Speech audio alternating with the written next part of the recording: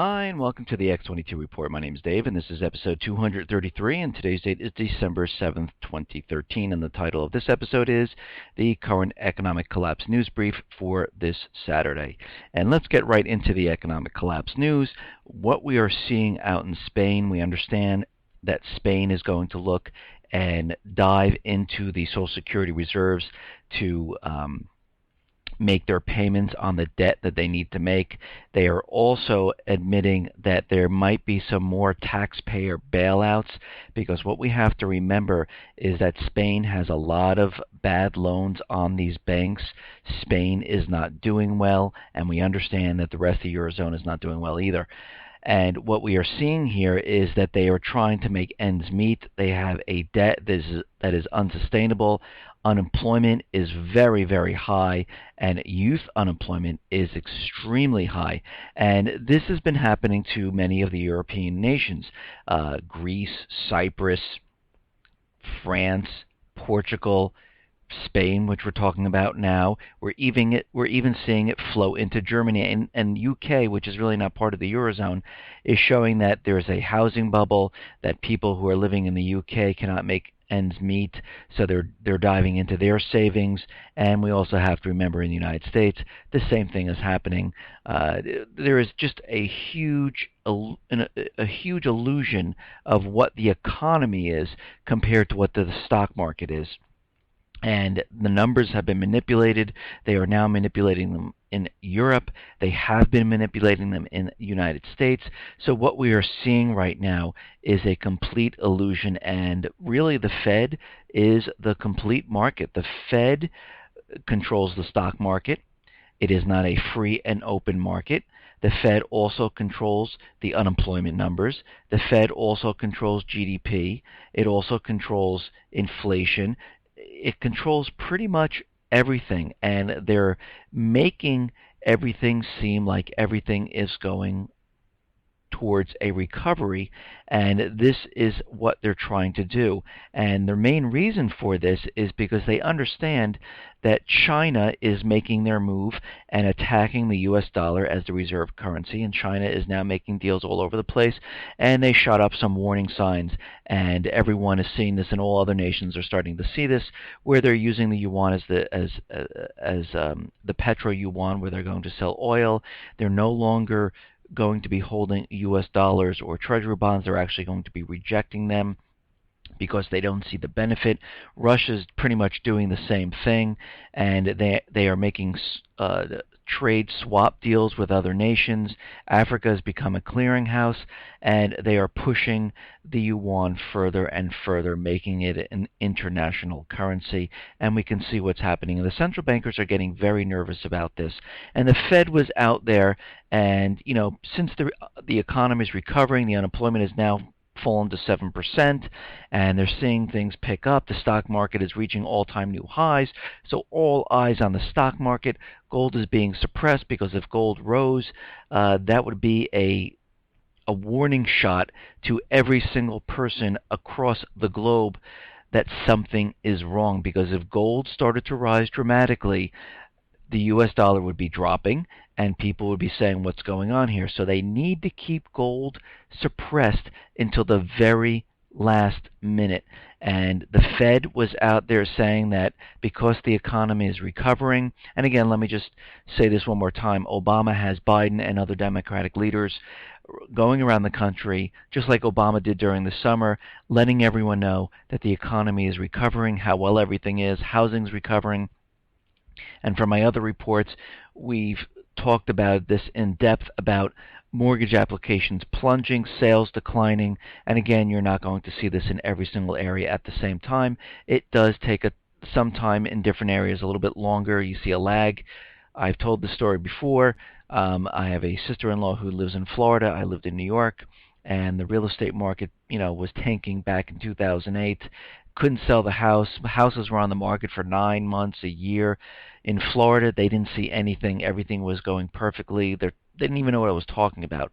6 to 8 months later, all of a sudden it hit Florida, and Florida was hit worse than it was in New York.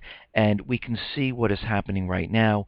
The main players who pumped up the bubble are now dumping real estate, and they're trying to sell it to flippers. Actually, on the radio, I just heard a seminar that was being offered to people that this is the best time to flip homes, and I believe it was someone from HGTV, and they're saying come to the seminar.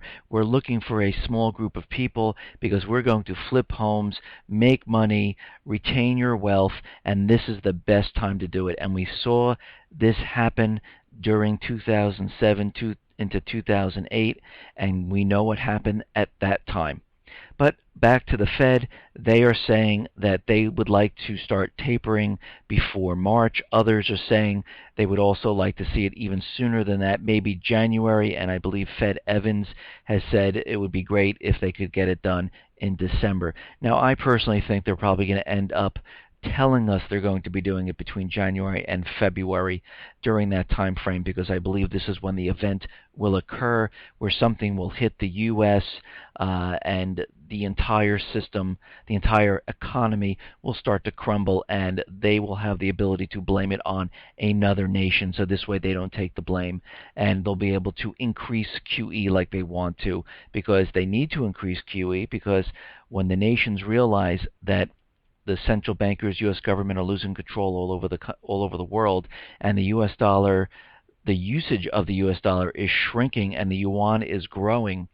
A lot of countries are going to stop using the U.S. dollar. They're going to sell their treasury bonds, and the Fed at this point is going to have to really step up the purchasing of the treasury bonds. And as the U.S. dollar plummets, real estate, the stock market, everything's going to start to fall, and they're going to really have to start stepping up their game, and this is why they let it leak out, saying that they would like to increase it by 50%, which I believe it's going to be a lot more. And Jim Willey actually came out with an article saying that the Fed will be increasing QE, because if you really look around the world and you see what is happening, they have no other choice at this time. So what we can really say is there's not going to be a taper. There's going to be an illusion of a taper, and then there's going to be an event. And this is how it's all being planned out. This is how all the pieces are being fit into this next false flag event, so they can blame everything on another country. Now, Obamacare, again, is a cash grab. It's to raise revenue to pay off and to keep the debt of the government sustained right now, because at this point they are not bringing in enough tax revenue to sustain $17 trillion, which many people are saying is really around $200 trillion. But let's just use $17 trillion, because the debt is escalating at a pace that is unprecedented, and it cannot be sustained. Just like Greece, just like France, the only difference is the United States is able to print money. The other countries have to borrow the money. And as they keep printing, there's more and more debt. And if you really think about it, it's like someone having a credit card with a fixed amount of income. It cannot happen. And usually what happens to these households is they go into bankruptcy. And this is what we're seeing right now. So the government is out there imposing new tax laws, imposing laws like FATCA, where they can go across to other nations and look for tax revenue. They've made a deal with the Swiss where they're going to turn in the people there so they can go and raid their bank accounts and collect the tax revenue that they need. And this is what is happening at this time. And Obamacare is actually making it worse. And right now, 70% of California doctors expected to boycott Obamacare. What they're saying is that 7 out of 10 physicians in California are rebelling against the state's Obamacare health insurance exchange and won't participate because they say it doesn't benefit them. They don't make any money from it, and they don't pay enough. And we can see what is happening. Obamacare, pretty much what happened there is the central bankers needed revenue. The insurance companies wanted to make more money, because you have to remember, insurance companies make money when they take all the money that is collected for insurance and they have interest upon that money. Right now, interest rates are at zero, pretty much 0%.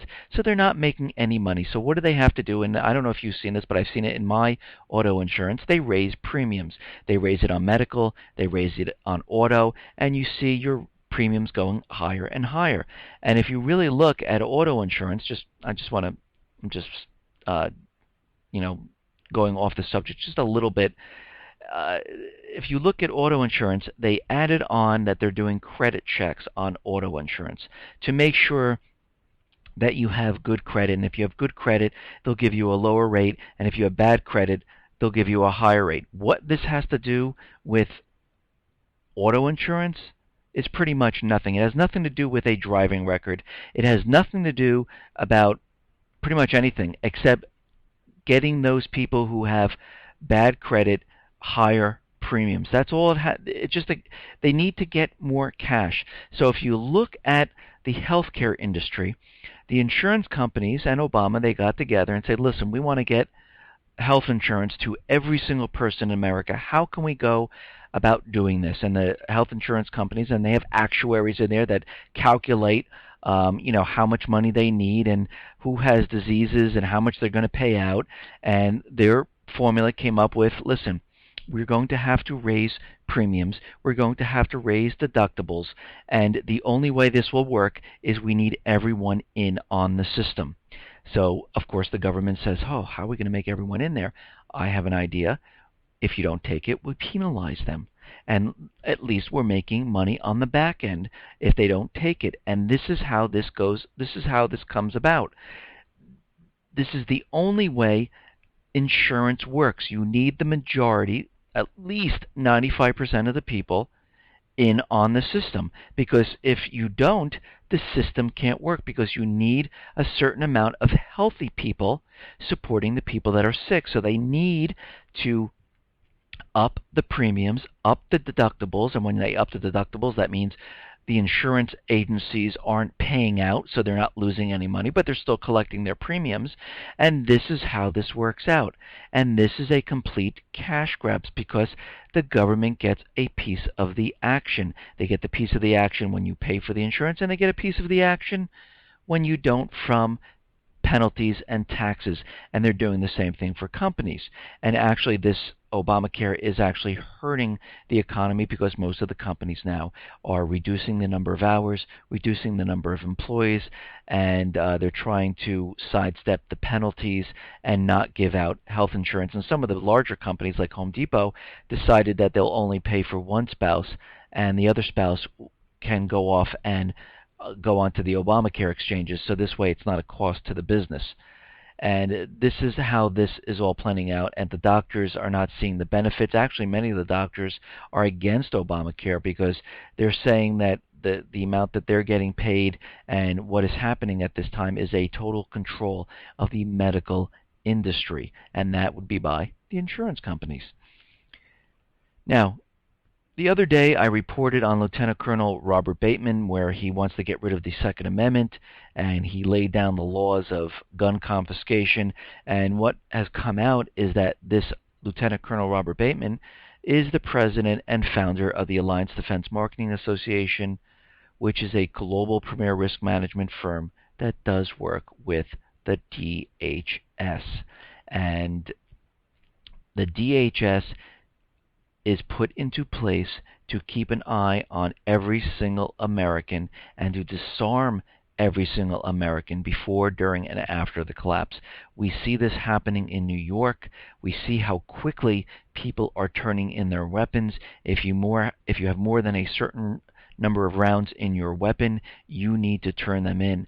If they can get, which the government wants to do, they want to get the Dianne Feinstein bill passed, which is pending in the Senate, and they also have the UN Arms Treaty, which is signed by John Kerry, but it's pending in the Senate, and it's just waiting for this fantastic, horrific event where they're able to push their agenda forward and pass these bills. And again, this would be a very quick way for them to go around and confiscate the majority of the weapons, because 80% of the people will be so afraid that they'll be walking their weapons into the police station saying, my weapon does not meet the new law requirements. And this is how they're going to go about doing this. The rest of the people are the ones they need to watch and to go after when the collapse occurs.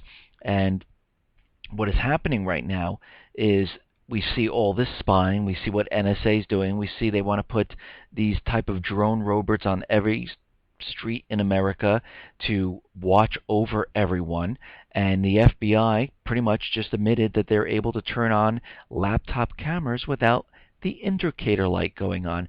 So you don't even know if someone is spying on you. If you're on your desktop or laptop and you have a camera, and of course you have a built-in microphone on your laptop, you have no idea if someone is actually recording and listening to what you're doing.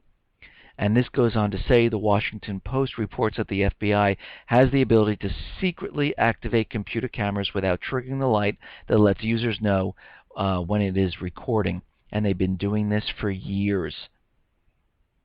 But don't worry, they say they're only doing this to catch terrorists and very serious criminals. And of course, how many people believe that? I certainly don't.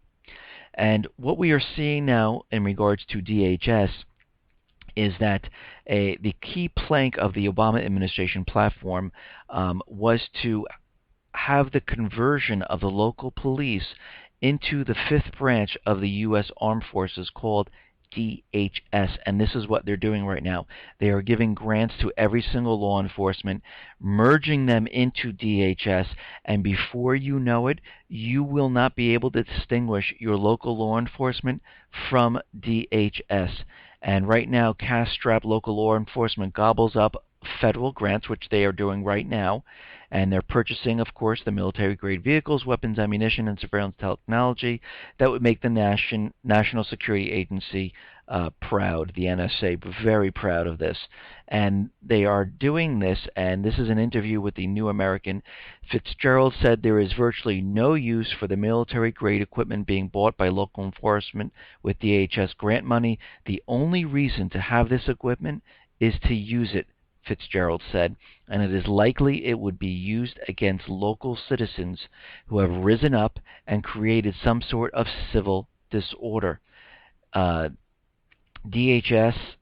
Fitzgerald says, that may be anticipating these riots and looks to them as a justification for the militarization of the police. And if you really look around, you see every single police force out there buying the tanks, looking more military, and they're in the process right now of merging the two so you will not even know who is who anymore. Pretty soon, they will all be called DHS. They will be controlled by the federal government, and it will be a federal agency, and you'll have no more local law enforcement. And this is the end game, to go around, confiscate the weapons, get those people who they deem as a threat, because they do have lists, and these lists have been popping up. They're secret lists, and you don't know how you get on it. You don't know how to get off of it. Right now, the U.S. is developing a top-secret new stealth spy drone. The RQ-180 is a new design aimed at intelligence, surveillance, reconnaissance, and it incorporates stealth technology in addition to an efficient new design that's tailored to flights over countries where the red carpet isn't being rolled out for a current U.S. spy drone operation. And of course, they want to do this because it's great to fly these drones into countries without being detected. And right now, and this way they can go in, fire missiles, leave, and nobody knows what happened. They didn't detect anything. They didn't see anything. They're completely stealth. Now, in respect to Iran, Hagel is out there, and he's saying that attacking Iran is still an option.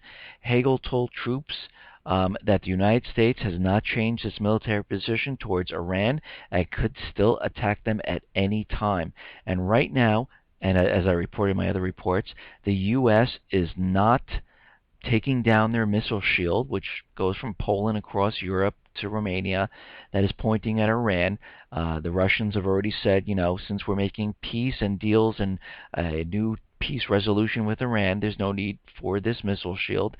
The White House said We are not taking it down. We're actually continuing with it and advancing the missile shield's capabilities.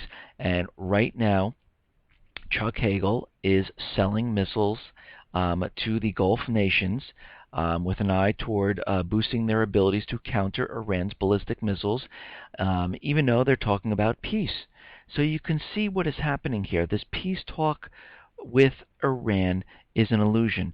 This peace with Syria right now, with the chemical weapon destruction, is also an illusion. And I've been mentioning about a false flag event for quite some time right now, and I do believe they are setting it up, getting ready because of everything that we've talked about.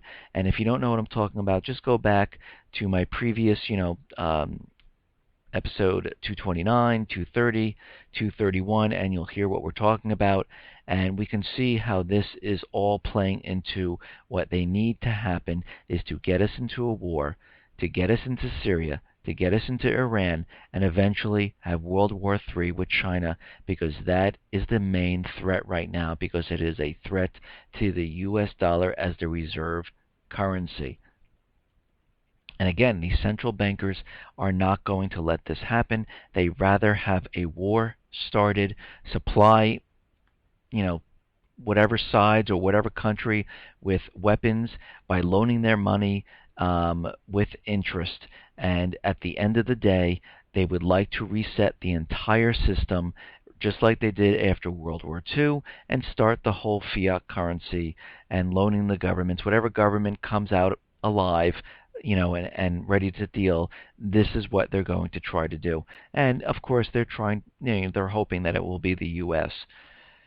Now, we understand that there was a cyber attack in the UK. It hit the RBS NatWest Bank, and people couldn't get their money. It was very difficult for them to do. And there was another glitch in the UK, which it was in the air traffic control. It was a glitch in the system, and hundreds of UK flights were grounded, and they couldn't take off. And thousands of passengers have been stranded at major airports across the United Kingdom after a technical problem at the country's main air traffic control center. And what they're saying is that there was some technical problem and they couldn't switch from night mode to day mode, and we will have to see if they come out later letting us know that there was some type of cyber attack on the system, just like they let us know days later with the NatWest that that was the real reason of the problem. And we have to understand that all of these glitches that we see in NASDAQ, the New York Stock Exchange, there was a cyber attack in the Chicago Mercantile. This is all being set up. There is a malware called NeverQuest that can lay dormant on a bank system. It could also steal your username and password, and it has the ability to destroy or siphon off money at a flick of a switch. And who knows? They don't know the extent of any of these systems. They don't know if they've been compromised. They don't know if there is malware sitting on the systems. So this, to me, seems like they are completely setting up all of this for some type of cyber attack on the banks, on the financial institutions, and this is why all of these documents, and these documents are real. The FDIC Bank of England, if you don't know what I'm talking about, go up to resources on the x22report.com site. You'll see a tab that says documents. It's called the FDIC Bank of England document, and nations across the Eurozone, Canada, Switzerland, Australia, they have been all implementing bail-ins. And there's already confirmation from the European leaders that they will be doing bail-ins if banks collapse. The Fed has also been telling the banks to create their living wills, so when the collapse does occur, they can have everything laid out and how they're going to go about doing the bail-ins, because the Dodd-Frank Act says there are no more government bailouts. So the only way they can basically bail these collapsing banks out is to go inward and look at the depositors and take their money. And this is why Cyprus was so important, because this was the template of the FDIC Bank of England document. That document was created in December of 2012. The bail-ins in Cyprus were done, I think, in late February, March. And we have to remember back in that time, they said, oh, they're only going to take about 8% of the people's money. They're going to freeze. Capital controls will only be 2 weeks. It is going to be almost a year, and we have to see if they're going to remove the capital controls at that time. They said maybe sometime in January, February of 2014, and they also ended up taking 47% of the people's money and then replaced it with worthless bank stock. So we can see how that played out. And we can see that the government and the banks are looking at this saying, you know what, this worked out well, it was nice and easy, there were no riots, people didn't really say anything, and we were able to take their money.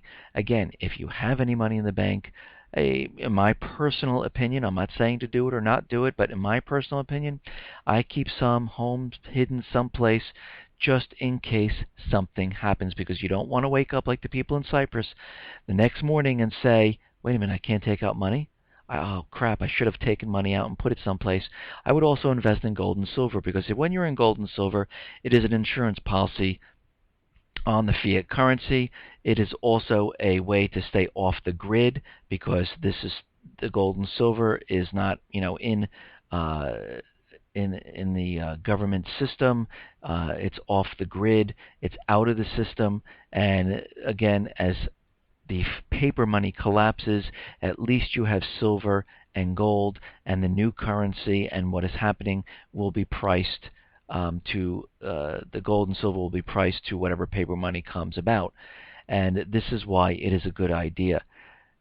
Listen, everyone, thanks a lot. Thanks a lot for listening. Be well, be safe, and especially be prepared. Thanks a lot.